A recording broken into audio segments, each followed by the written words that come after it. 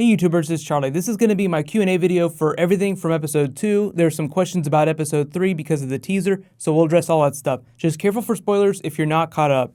There are a couple big things that we'll be talking about this week, specifically R+L=J, Tower of Joy, Lyanna Stark. A lot of that will be dealt with in episode 3, so expect a whole bunch of that stuff later this week. It's going to be a lot of fun. I've already done a couple videos explaining those things, so I'll put links in the description, but I haven't watched those in a while, so I'll have to check them out to see if there's anything I left out. So Jon Snow coming back is really just tip of the iceberg. It's going to be so much fun the next couple of weeks. Here we go though, questions. Couple of Benjen questions to start things off.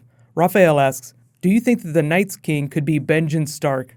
Well, we saw him in that flashback. There was like a, mini Benjen, so I think that they wouldn't do that if they weren't intending to show him again. A lot of you picked up on the ringing the bell line that Jon said to Olly, as if they were preceding Jon Snow coming back by having another character speak his lines earlier in the episode. So there's a whole lot more that's going on in that flashback scene. One, they're teeing up an explainer for how Hodor became Hodor, and we'll talk about that later in this video, but they're teeing up Lyanna Stark, so I think they're also teeing up a Benjen reveal. I do think he's still alive, but the only way he's the Night's King is if they've recast Benjen Stark as another actor. Because this actor, most definitely not Joseph Mawle. He's the actor that played Benjen in season 1. But there have been a whole lot of people on the show that have been recast. So it is totally possible, but I would be really disappointed if they didn't get that original actor to come back. So for now, that's why I don't think that he's the Night's King, because I don't think that they've recast the actor. I think that's the only way the Night's King explainer works. George R.R. Martin also debunked the Benjen cold hands theory a long time ago. So Benjen's still alive. I have a feeling that we'll find him through Bran's storyline, because right now he's the only protagonist that's north of the wall. Next question, Kaylee Mundo asks, wonder what made Benjen take the black? But there's actually two theories. One, the simple one, is that he was just so low on the totem pole of inheritance that his prospects weren't that great. So he's like, okay, I'll go take the black, like a lot of people who are third or fourth sons. But the other theory is Lyanna Stark related. It's a bit of a tinfoil theory, but it's possible that Benjen knows that Jon Snow is the son of Rhaegar Targaryen and Lyanna Stark, and just to protect that secret, to prevent someone from trying to get it out of him, he took the black, because the rest of the kingdom would just forget about him up at the wall. Bit of a tinfoil follow-up to that Lyanna Stark stuff, but Punkster asks, sneaking suspicion that Hodor was willingly silenced due to the secret he holds, which is R+L=J.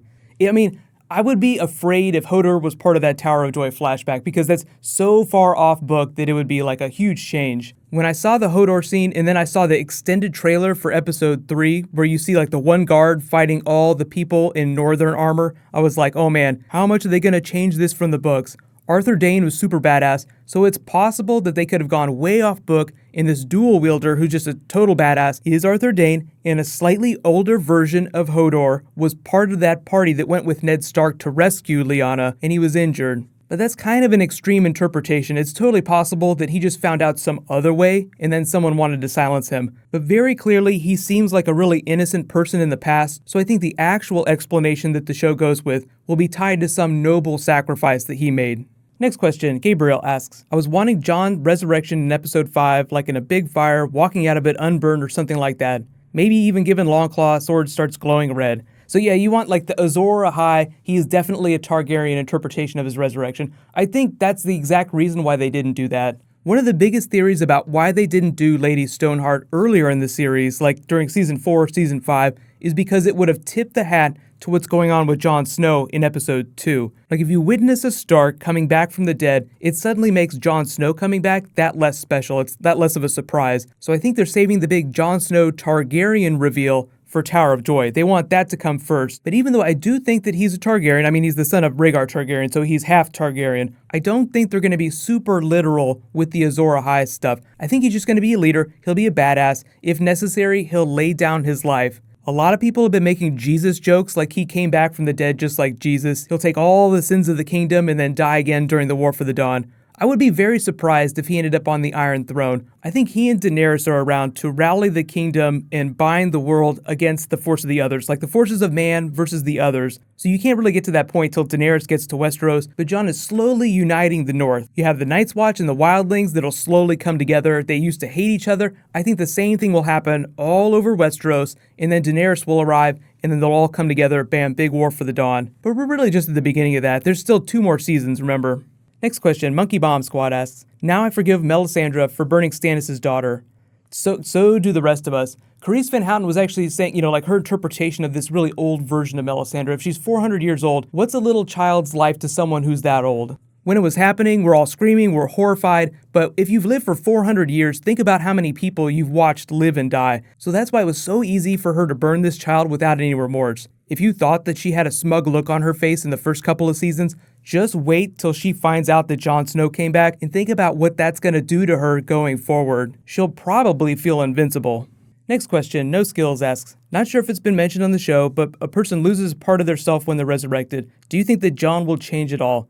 Yeah, definitely. I think that he'll be a little disoriented at first, like he won't know what's happened, and then after that, he'll just be a slightly more Stannis version of himself. If you thought that he was withdrawn before, boy, what's going to happen now? Practically, I think that he's just going to come away seeming more purpose-driven. Like he won't sit around wondering what the right thing to do is. He'll just be like, all right, this is what we're doing. This is how it's going to happen. Let's do it. No more bullshit. So he'll be a little bit more like Stannis. Like Stannis was absolutely sure of his cause. I think Jon Snow will be a little bit more like that. Next question, Hot Hub asks, do you think that the Red God's powers only work when priests lose their faith in them? Like Thoros Amir mentioned how he first resurrected Beric Dondarrion, and the same thing happened when Melisandre lost her faith.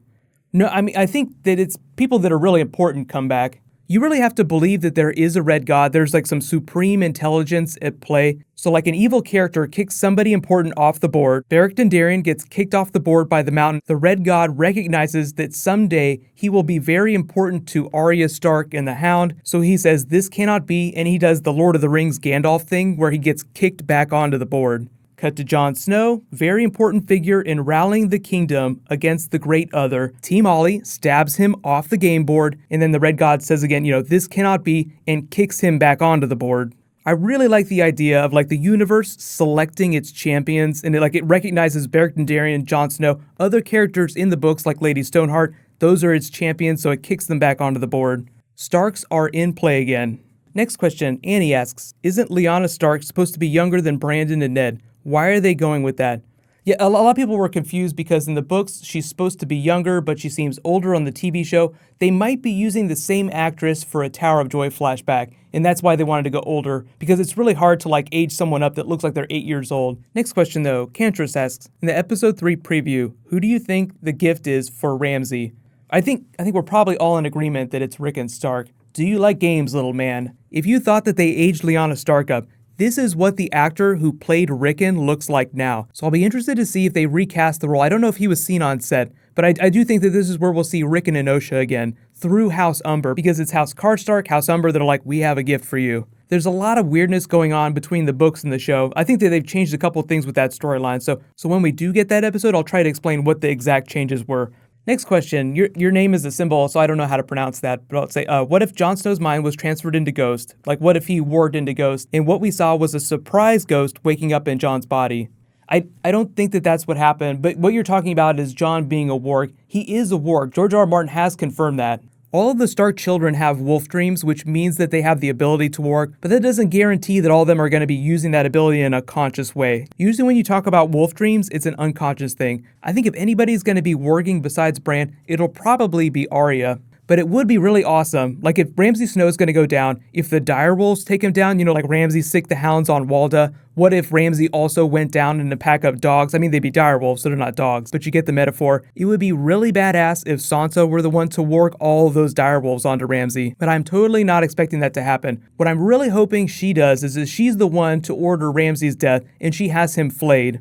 So moving on, there were a couple other just general questions that people had, like where's Littlefinger? All the characters that we haven't seen yet, like Samwell and Gilly, we'll probably see in episode 3. So by episode 3, most of the main cast will be back.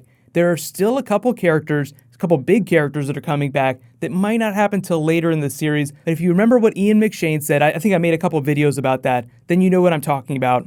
Giveaway time though. Congratulations to this week's giveaway winner, Andrew Thorpe. You win a $20 Amazon gift card. Just be sure to private message me on the back end of my channel so I can get your contact details. That's just on the About page. New round will start whenever I post my next bonus video. Most of this week, like I said, is going to be devoted to talking about R+L=J, Tower of Joy, Lyanna Stark, Rhaegar Targaryen stuff. It is going to be so much fun, and I am kind of expecting them to change the Tower of Joy battle scene from what it was in the books, so they might end up mixing and matching a couple people. If you're a book reader, just prepare yourself for that.